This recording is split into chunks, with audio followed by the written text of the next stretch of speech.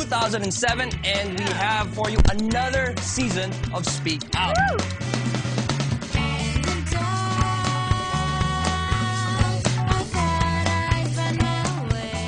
Is there a divide within the Filipino community? We'll see. There's FOBs and there's Fil-Ams. We invited a group of panelists, a larger group of panelists this time. We have 6 on each side to help us resolve this matter. I really believe that there's a cultural disconnect. There's a gap that needs to be bridged in our community. It was weird because, you know, you came from a country with such a, there's a sense of bayanihan, they say, you know, they rear each other out. It's like, oh, you know, we're Filipino, we're supposed to be tight.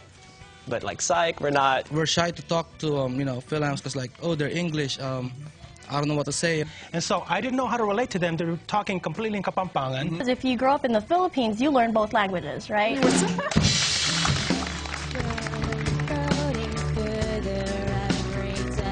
The message that I received was that my Filipino-ness was not good enough and that I will not be accepted with my accent and with the way I dress. I have to change myself. In essence, I have to shed myself of my Filipino-ness.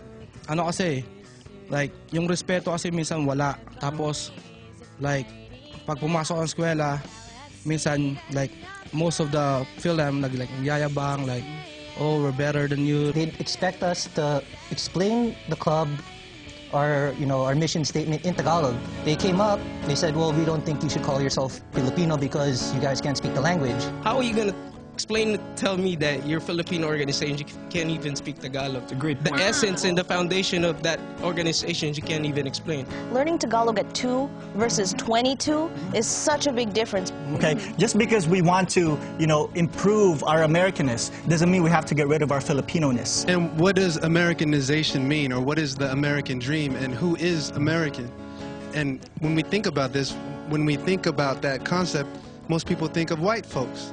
So if a Filipino wants to be a Filipino-American, are you trying to be white, or are you trying to have the ideals of America, of freedom, democracy, and have wealth and privilege?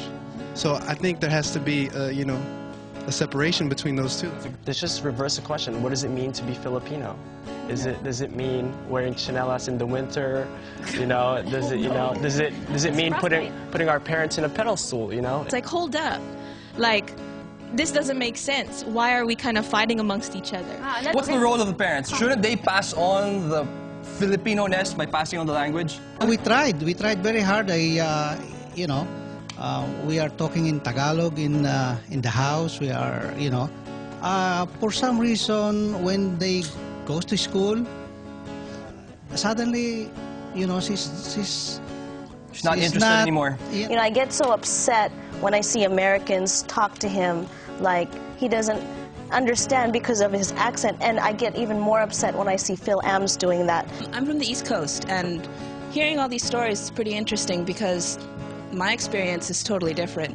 You know, I didn't hear the word FOB until college. There's a higher concentration of Filipinos in the West Coast. And because there's not as many Filipinos in the East Coast, American-born are going to gravitate to the Filipino-born because they want to find out more about, you know, their homeland.